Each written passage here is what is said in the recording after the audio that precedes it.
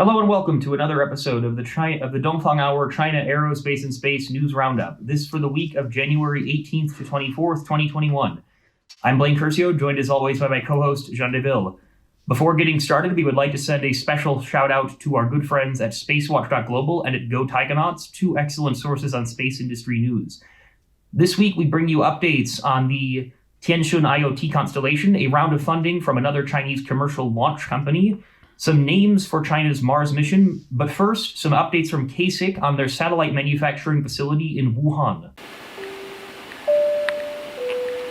Ladies and gentlemen, we are honored to welcome you aboard the Dongfang Hour. Please make sure your seatbelt is securely fastened. Thank you. 士们、先生们，预计空中飞行时间2小时15分钟，我们预计在当地时间下午6点25分左右到达。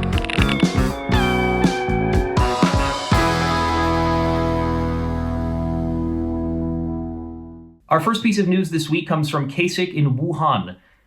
Earlier this week, we heard from the China Daily, among other news sources, that CASIC's satellite manufacturing facility in Wuhan had completed construction and that it would start manufacturing satellites in March. This would be an impressive feat anywhere in the world, but of course, Wuhan, just 1 year ago, was the first epicenter of the coronavirus pandemic. So really just an amazing feat to have completed the satellite factory 1 year after that. The factory was designed and built in 429 days. So basically, they had started building it just around the time that coronavirus was starting to take hold in Wuhan. This, according to Zhou Guangbao of CASIC Space Engineering Development Company. The satellite factory will eventually manufacture 240 satellites per year. And the article specifically mentioned CASIC's Hongyun constellation of broadband satellites, which is a little bit surprising given the rather widely held belief, at least kind of unofficially in space industry circles in China, that the Chinese government is going to be announcing a much larger broadband constellation sometime in the next months or so. So this mention of Hongyun is just somewhat, unusual, given that we expect Hongyun will probably be folded into that larger broadband constellation whenever that is announced. One possibility would be that the what is now or what was at one point the Hongyun project becomes one of the sort of shells or one of the layers of China's larger broadband constellation. We had seen, for example, in an article released late last year, plans for a 13,000 satellite constellation from China that involved 7 different shells. So it's possible that you would have something like this. But either way, digressing, really impressive that CASIC is now, they have a factory in Wuhan able to manufacture 240 satellites per year. Last point from my side on this update, the article also mentioned that the factory is in the Wuhan National Aerospace Industrial Base. This is something we've talked about in a couple of other episodes. It's a major project in Wuhan that involves the provincial and city government and also CASIC. And basically, CASIC, they have this long history in Wuhan through a subsidiary called the Sanjiang Group, and they've made this very large industrial base, invested billions and billions of yuan. And again, this the satellite manufacturing facility is just one part of this aerospace industrial base. The article also mentioned that the aerospace industrial base is home to the Kuaizhou rocket manufacturing facility, and that facility is currently at an initial production capacity of 20 Kuaizhou rockets per year, which seems pretty reasonable given the number of Kuaizhou launches in 2020. So a lot of updates from CASIC in Wuhan, really just impressive stuff. 429 days to design and build a satellite manufacturing facility capable of manufacturing 20 satellites per month and probably in the weight range of like 100 to 200 kilograms bound for low Earth orbit, similar to, say, Starlink. Jean, anything from your side on the CASIC satellite manufacturing facility in Wuhan? Yeah, I think this is a very interesting figures you're bringing up. 240, so 20 satellites a month. That's 240 satellites a year, and that's a very big amount of satellites, especially when you consider that Hongyun, the constellation, initially was planned to be a constellation of 156 satellites. So it is a bit, well, basically 240, that's a bit more than what you'd expect. And I could see several reasons for that. I guess one would be that Hongyun, the constellation, would be bigger than what was initially planned. And that's what you hinted at with the Mega 13,000 satellite constellation that could be announced in the near future by China. Maybe it also means that this factory could benefit other KSIC projects such as the Xingyun IoT narrowband constellation, and potentially maybe this factory could even benefit other constellations that are not directly in the KSIC sphere of influence. It's interesting to see that in China we have some companies that have very strong satellite manufacturing capabilities, and on the other hand, you have large constellations that need these manufacturing capabilities. We're just not able at this moment just yet to link the dots and to see who is manufacturing for who. And speaking of constellations that need satellite manufacturing, we also had a nice announcement this week about a new constellation called the Tianxun constellation. So basically on January the 21st, there was the opening ceremony of the Jinyi Industry City Integration Zone, and that took place in the sub-district or the town of Luodian, and that's in the northern district of Shanghai of Baoshan. Now, what exactly these industry city integration zones are, or 产城融合示范区 in Chinese. So what these are basically are, they're projects, pilot projects that were initiated by the NDRC in 2015 and 2016. And the idea is to have more integrated industrial zones with their surroundings. So taking into account, for example, the environment, housing, healthcare, transportation, parks, and all these little details that make the place a better place to live and more integrated with the local infrastructure. Now, that's not the main point here. What was interesting was at the opening ceremony of this park, of the Jinyi Park, there's the announcement of the Tianxun IoT constellation. So this constellation apparently would be a constellation of 72 satellites. It would be launched and deployed within the next 3 years, and the first satellite would be tested in orbit actually before the end of 2021. So that's a very tight timeline, I would say. Jinyi Industry, this industry zone would host an ecosystem that would not just develop the IoT space segment, but it would also take care of developing the ground terminals and also applications linking the space-based IoT to some big tech words that were announced, such as big data, cloud computing, this sort of application. And actually, it makes sense when you look at the companies that were present during this open ceremony. You had the SAST Institute 804, which is also known as the Shanghai Institute of Electronics and Communications Equipment. They focus on satellite subsystems level electronics. And you also had Shanghai Beidou Platform Company, which is also, depends on SAST. And this company focuses on making ground terminals and applications for IoT in various verticals, and such as fishing. You can also have, for example, smart cities, this sort of stuff. So these two companies probably would play a very big role in the Tianxun constellation. And maybe just one last thought before I turn it over to you, Blaine. So in everything we've mentioned here, we still don't know who are making these satellites. And so this sort of is a link to the previous piece of news. And they also announced that the first test would be in 2021. So very likely they would have to rely on already existing satellite manufacturing capabilities. And so a few ideas there. SAST is able to manufacture satellites. So it could come from a sister company of SAST, Institute 804. Another interesting point is Baoshan district is actually very close to another city called Nantong, which we mentioned in previous episodes, which is home to the Galaxy Space Gigafactory, capable of pumping out 300 to 500 satellites a year. And we don't know just yet who this satellite will be manufacturing satellites for. And we know that there are also a lot of other companies that could fill up this role. For example, ComSat, which is a company that we interviewed in episode 7 of Dongfang Hour. We know they're also building a massive satellite manufacturing factory in Tangshan. And they were also initially planning a 72 satellite IoT constellation, so very similar to Tianxun. So they probably know what they're talking about if we're talking about manufacturing IoT satellites for IoT. So lots of just thoughts thrown out there, but we're starting maybe to connect the dots here. Oh yeah, a lot to unpack here. And I mean, just the first thought, and I don't know if this is necessarily also considered an industry city integration zone, but linking this back to the Wuhan Aerospace Industrial Base, one of the things that strikes me about these really big projects in China is the how would you say, the comprehensive nature of them. So, for example, in the Wuhan Aerospace Industrial Base, as I mentioned before, you have the satellite manufacturing facility, you have the Kuaizhou rocket manufacturing facility, but then you will also see CASIC housing, and the employees at the Xingyun Liobit company or at X-Base Kuaizhou, they will live in CASIC housing, and that housing will include sports facilities, and they will have the CASIC, I think we tweeted about this a few months ago, some CASIC team kind of basketball tournament where you have different teams from different institutes of CASIC, and they're all pretty much living in this place.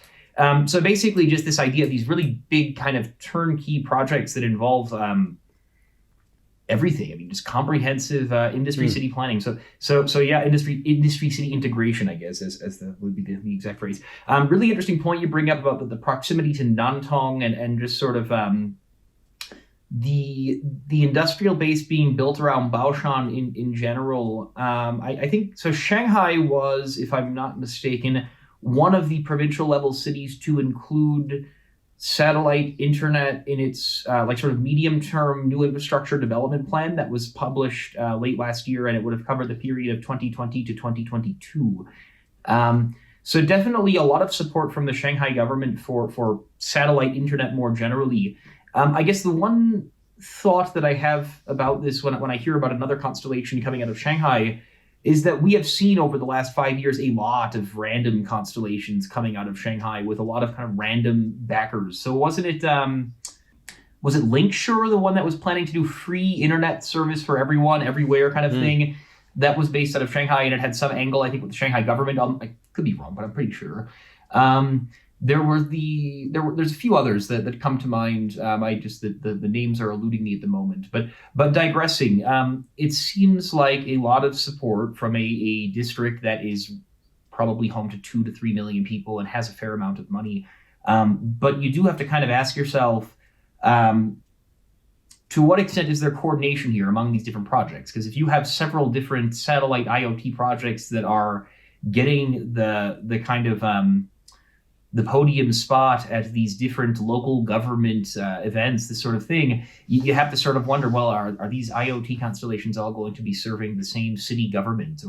So yeah, I mean, definitely a lot of support, a lot of stuff going on, probably not particularly well coordinated, but that's neither here nor there. That being said, one area of the commercial space in China that is particularly fast moving, lots of money being thrown at it, but arguably not so well coordinated, is the launch sector. We have about 20 companies that are commercial launch companies, and we've interviewed one of them, Landspace, on this show in episode 6. And one of the themes is that likely not all of the commercial launch companies will survive. But this week we did hear that Jiuzhou Yunjian, which is a sort of second generation kind of smaller commercial launch company, they announced a round of funding earlier this week, which is likely the first round of funding by a Chinese commercial space company in 2021. Certainly it's the first round that I've heard of. The company did not specify the amount of money in the round, but they did mention several investors, which the noteworthy thing here, I think, would be that there are 2 different investors from Zhongguancun, which is a sort of, it's not a district of Beijing, but it's sort of an area of Beijing that is known to be home to a lot of high-tech companies, and the sort of area government has been quite active in investing in not only space companies, but companies across a wide spectrum of kind of frontier technologies.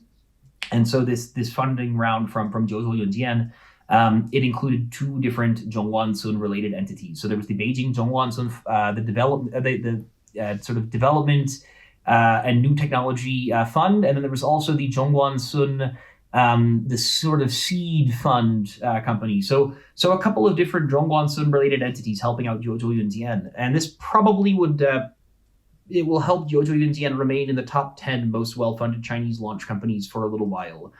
John, any thoughts on JZYJ, as it is sometimes rather cumbersomely referred to they need an English name, I think, is what it comes down to. I don't want to be, kind of elitist or otherwise sort of putting our culture onto another.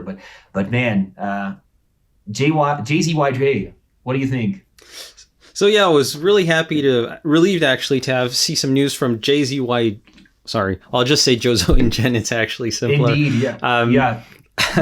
Because it's a great Scrabble word. Absolutely. We've seen that quite a few launch companies are quite good at communicating in iSpace and Deep Blue Aerospace, for example, post a lot of pictures and videos of what they're doing. And actually, Zhou Yunjian was one of them, and they've been doing that all the way until middle of 2019, and for some reason they went very quiet. I don't know why. The last substantial, tangible piece of news that we got from them was from August 2019, where we learned that they had signed an agreement with Linkspace to provide their Lingyun engine, Methlox Lingyun engine, to Linkspace for their RLVT-6 reusable rocket prototype. And after that, just nothing. So I think this piece of news here probably means that Zhou Yunjian is now back on track, especially with the amounts of money that they could have received, as you said earlier. And since their engines, the Lingyun and the Longyun, have been in development for 3-4 years, probably this amount of money will enable them to complete the development of these two engines. And so definitely bringing Zhou Yunjian back into the game. And just one last point, again, we did not hear how much money was raised, but my kind of first glance guess, and I spoke with a couple of people in China who had agreed that it's a reasonable number, was about 100 million RMB, so about a little less than 15 million US dollars. And I mean, that would make them, again, lower half, certainly, of the top 10 most well-funded Chinese commercial launch companies. But it would be a relatively small funding round compared to a lot of rounds that took place last year. We saw the 2 rounds of like almost 1.2 billion RMB from Landspace and iSpace. So this is, being less than 1/10 of that number.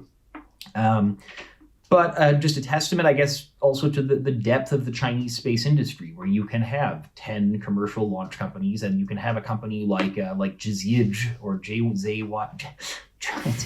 That you can have a company like this focusing only on primarily engine technology. So not even not really planning to be a full turnkey rocket manufacturer, but basically saying we want to develop a specific technology for engines. And I mean, I don't know how many employees they have now, but I would have to imagine it would be getting close to 100. It would not be 20. If you told me that JZYJ had 20 employees, I'd be shocked. I would think even 50 would seem small, I guess. And so again, this being the probably 8th largest commercial launch company in China, that's pretty impressive. But an English language name would make them a little bit more Western friendly, I think. You can get in touch with them on that, because just huge. Yeah, triple word score. All right, shall we head on to Chinese Mars rover naming competition? Because there's some interesting, speaking of hard to pronounce and sort of random things, yeah. Absolutely. So that's the last cool piece of news this week. So China kicked off a naming competition, which was to pick the name for the rover that's on board the Tianwen-1 mission. So Tianwen-1 was the Mars spacecraft that was launched last summer.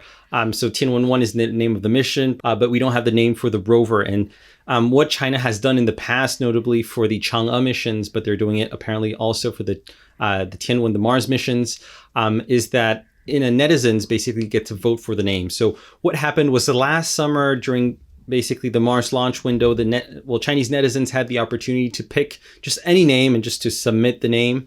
And after that, a jury basically chose the 10 most Mars compatible names. And that's what we got this week. So we have a list of 10 names that are up for choosing for netizens. Each person is able to pick 3 of the top names. They have up to the 28th of February to do so. And based on that, the jury, probably in Mars, but we don't have any closing date, a jury would then, based on the number of votes, pick the most suitable name for the rover. So we have a list of 10 names, and I'll just go through them really quickly. So the first one is Hongyi. Hongyi meaning to have a broad and strong mind. It can also be roughly translated into perseverance. We have Qilin, which is a mythical half-dragon, half-deer animal in Chinese mythology. We have Nezha, a character which is also from Chinese mythology, very popular. And there was actually a cool anime that was released in 2019 that was also called Nezha in China. There's Chitu, a legendary horse of warlord Lü Bu. We have Zhurong, god of fire in Chinese mythology. We have Qiusuo, which is more simply just means explorer. We have Feng Huolun, which is it means wind and fire wheels. It's a legendary martial arts weapon that you have in China. We have Dreimeng, chaser of dreams or dream tracer. Tianxing, Skywalker, and the last one is just simply Xinhua. So that means Star of Fire, and that's actually the name in Chinese for Mars. So 10 names, and there was some sarcastic discussion on Twitter after that, because it is true that Hongyi can roughly be translated into perseverance, and of course, no one did not notice that that was also the name of the U.S. NASA Mars mission, Perseverance. Although I'd like to point out that that is maybe slightly unfair because, Perseverance is just a rough translation of Hongyi. Hongyi is actually it's a big name. It has a lot of Chinese cultural background behind it. And actually, if for example, an experiment could be to take Google Translate or Baidu Fanyi, and if you typed Perseverance in there, very likely you wouldn't find Hongyi, but you'd probably find, something like Yili or Jianchi or Zhizhuo or Hengxin, but just more straightforward translations of Perseverance. So Hongyi is actually more than Perseverance. So anyway, I think just East-West misunderstanding as it often occurs. I think that's also our added value here at Dongfang Hour to point that out. So yeah, my personal favorite here, we got Zui Meng is my personal favorite, and also Qilin. My least favorite, I think, is Xinhua. I don't think that's very original to just say, oh yeah, we're going to call it Mars. That's they could do, that, especially, let's be honest, and it's a fair name, but when you compare it to the depth of some of these names that you were just describing, the amount of context and history, to just call it Xinhua might seem just a little bit anticlimactic, but it's their it is their mission, and the voters will have their say.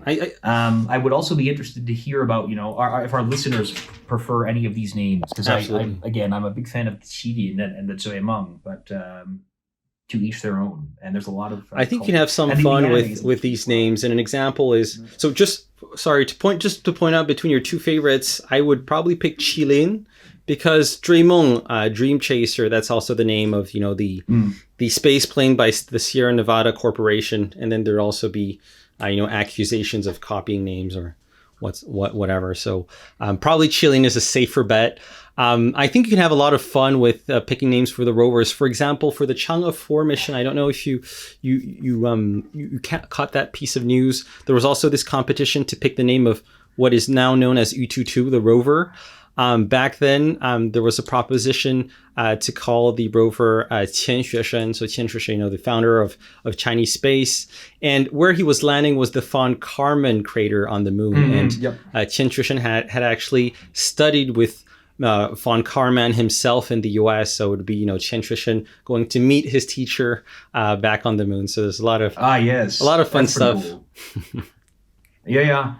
Well, and yeah, that's a good point about Qilin versus Dreamong. I don't think there's any Western companies that are developing any space related things that are in English called the mythical half dragon, half deer of ancient Chinese mythology. That's probably a safe bet. Yeah, good point. Yeah.